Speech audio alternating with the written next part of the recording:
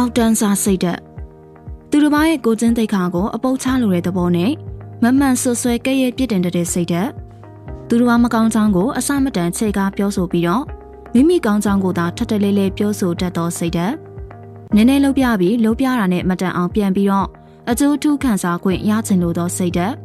ကိုထက်သာသူကိုမနာလိုဝန်တုံမှုအပြည့်နဲ့တိုက်ခိုက်စော်ကားလိုတဲ့စိတ်ဓာတ်ကိုအောင်နှင်းကြသူကိုဖိနှိပ်စော်ကားပြီးပါဝါပြကခုံမောက်နေတတ်သောစိတ်ဓာတ်တပားသူရဲ့ခံစားချက်ကိုနည်းနည်းလေးမှထိမ့်မတွက်ပဲနဲ့ကိုပြောချင်ရပြောကလှုပ်ချင်ရကိုတစွတ်ထိုးလှုပ်တတ်သောစိတ်ဓာတ်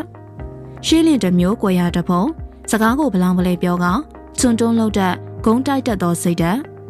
မောင်းမရိုင်းဆိုင်ပြီးဆဲဆူအော်ဟိဖို့ဝင်မလေးပဲအရှာကြောက်ကင်းမဲနေတတ်သောစိတ်ဓာတ်အားနည်းသူကိုထုထောင်ပြီးတော့အားကြီးသူကိုကပ်ဖားရက်ဖားလောက်ကနေရာယူတတ်ဝင်ရိုက်တတ်သောစိတ်ဓာတ်အကွင်ရင်းဆိုလူရာထက်ပို့ပြီးတော့ရှူတတ်တဲ့လောက်အနိနာခံမှုကြောင့်တွန့်ဆုတ်တူဝေတတ်သောစိတ်ဓာတ်ကိုအထင်ကြီးလွန်ပြီးတပားသူလှုပ်သည်မြအကောင်းမမြင်အကောင်းမထင်မေပုတ်ခတ်စော်ကားလိုတဲ့စိတ်ဓာတ်